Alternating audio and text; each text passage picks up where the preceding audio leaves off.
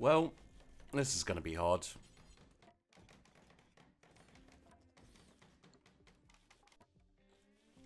Among people who like this sort of game, the colony management, top-down, give orders and scream, well, they're ignored by autonomous pawns, Rimworld has done very well, and it's been very successful at capturing the feel of Dwarf Fortress, while being different enough to not be straight up copying it, and also being much worse.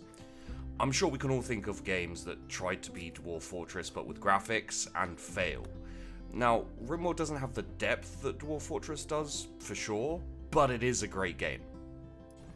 In fact, its simplistic but friendly graphics has probably been embraced by people who love the idea and intricacy of Dwarf Fortress, but are put off by its unfriendly UI and graphics. Honestly, Rimworld definitely does not need fixing. It is an amazingly fun and replayable game, and it's really worth it considering it's fairly cheap as well. This video will most likely be a little bit nitpicky and it very difficult to write. Along with that, the number of mods that add even more content to the game, well, I probably won't suggest anything too insightful or useful, and I'll probably piss off everyone who watches this video. So, perfect, let's do this. I'm not scared. I'm really sorry. Please don't hurt me. If I was to go through all the things Rimworld does right, we'd be here the whole video and it would be really long. So let's just say that it's all good, and instead of let me fix your fucking game, this is a little more, here's some things that I personally would like to see in the game to improve it slightly, or a few little things that bug me about the game. It's still let me fix your fucking game, it's just not to the extreme extent that we've seen in previous videos. So, let's start off with the graphics. They're great. One of the vague drawbacks for me, well for everyone, of Dwarf Fortress is its graphics, or lack thereof. Even with a graphics pack or a tile set in Dwarf Fortress, it's still very basic and relies on the player to get past this lack. Rimworld has better graphics, with the characters and animals being slightly more animated, easy to understand what they're doing, their actions, and the things on the screen are much easier to decipher. It doesn't take learning. However, comparatively to most modern day games, the graphics are still very basic, with the characters being a few blobs, maybe a gun or a knife image. You can see on screen right now what it looks like. Now, Rimworld's been in development for a while and has not really improved its graphics much since the start. So this is acceptable for me, and I'm very much an advocate of gameplay and content over graphics, but I feel it's possible to not overhaul the graphics and still improve a few things. For example, the characters could have a more detailed and in-depth physical appearance, not in the main game screen, but there could have been a panel or a window with a much more detailed character art when you select them, with all of their scars and armor visible, changing as you outfit them or remove limbs, add robotic parts. The randomization could have them all looking very unique, and it would give you a better visual representation of their status, so you don't have to imagine that they've got a huge gash that's bleeding on their chest. You'd actually see it. In fact, rereading through this script, I realized that the introduction of windows with more detail could have added a nice roleplay or storytelling addition to this game, with surgeries and trader interactions being embellished a little bit more, the creatures and aliens in the world getting just that little bit more detail visually by having a window you can pull up that goes beyond the simplistic art you see in the main game. Not necessary for sure, but I feel like it'd be a nice little addition. Aside from visuals, one very obvious improvement, which may not be needed but would be nice, is Z levels. The ability to dig down, dig up, the ability to build down, build up. While not absolutely needed, it does detract slightly when you consider the possibilities. The ability to build a mega tower or a bottomless pit to drop refuse into. Even something as simple as having a sniper tower, or even just building a pyramid of death to sacrifice your enemies upon. Rimworld is great how it is, and having Z levels up and down is not a necessity. It is, however, hard to deny that the game is slightly restricted by not having them, and I do sometimes wonder whether it was never implemented to keep that distance from Dwarf Fortress, or whether it was just too much work and not worth it, or simply not viable with the game they were making. Now, one actual mistake I feel they made is, strangely, at the core of the game, the main objective, to build a spaceship capable of taking you off the planet and thus ending the game. The thing is, no one really aims for this, as the fun of Rimworld is not in the completion of the game, but more the journey getting there. I understand why the goal of spaceship and escape is there, and it's not mandatory, and you can ignore it as long as you like, or just forever, but I feel an opportunity was missed by not implementing something different. I feel like it would have been better to have worldwide events that need to be worked towards over a long time. Possibly some very alien world events and quests that can be investigated. Maybe ancient tombs, crashed alien spaceships, an alien invasion, a super volcano, earthquakes that are wrecking the land. With multiple possibilities, you could both have an overarching quest for your colonists to achieve, but also less of the feeling that working towards it will just end the game. And adding in random possible quests and objectives would also allow more development of lore and world building, which I do feel is slightly lacking in Rimworld.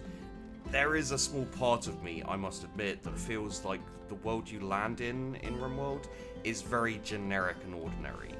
Now, keeping the spaceship escape as a final objective, while being completely understandable, is a small misstep in understanding why people play Rimworld, which could have been corrected before the release. While on the subject of the main goal of the game, I feel the restrictive nature of it can also be felt in the technology tree, which I do like, but I always vaguely feel is a bit short or lacking maybe. If it was more complex, perhaps allowing you to focus, for example, on desert survival or winter survival, that would be nice. For example, having technologies like ice fishing or desert crops, irrigation, could encourage people to start in harder areas and not just for the challenge, along with the resources being slightly bland. The ability to find and work with strange alien metals with weird properties, maybe even changing, mutating your characters, or alien artifacts that you have to find and activate somehow and power, which gives you access to unique technology or manufacturing, which can be bartered and traded for, and is also available to the other random factions, leading to you meeting factions with laser defenses or an amazing power source that you can steal, but it's slowly mutating them into monsters. And now I realize a lot of this thing has probably been addressed in mods, but I am just talking about the base game now, and I feel like one of the important things in games development is not to make a game assuming that people will fix or add stuff with mods, however welcome that may be. The other place I sometimes feel Rimworld is lacking, and feel is honestly an exaggeration, perhaps I should say very rarely think of while I'm playing the game, is that while the world is diverse and detailed, it doesn't really feel alien a lot of the time.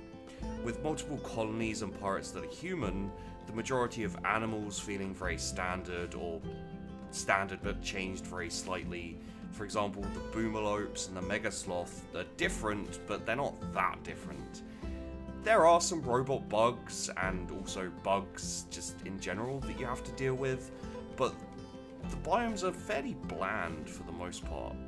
I think the addition of random alien biomes could enhance things decently, and could really add to the feeling of being trapped on an alien world. A biome made up of weird slime, slime trees with different types of slime, leading to the colonists using different technologies to harvest and process the slime, into different things like food and explosives for mining or traps could lead to a completely different colony development than a colony that landed in the desert inhabited by carapaced armored worms that feed off of minerals. These two different situations could lead to weird slime people whose entire existence is centered around the cultivation and farming of slime, and a warlike, chitinous, armored worm ranching peoples in the desert who have limited resources but have intimidating worm pets and gear based around them. Another final thought I have that ties into a lot of this is mega beasts. I realise that there are large, impressive raids by pirates and by the mechs and things like that. I feel the addition of some truly terrifying large monsters, possibly with unique resources that can be used to roam the world, maybe occasionally laying waste to a settlement just for fun. Having a massive dragon suddenly pop up and fuck your colony kind of adds to the feeling of being trapped on a planet that wants to kill you. And the addition of being able to form a hunting party later on to go and take one out gives you some late game content as well to mess with. There are times later in Rimworld where you feel like you've reached the peak of what you can do and are now just existing and carrying on, with little in the way of goals or things to do. Which is why I understand the spaceship escape objective, because it is a decent way to finish things and start again, which I have done many times and happily. In the end, Rimworld is a solid, enjoyable game that puts many AAA games with a massive budget to shame.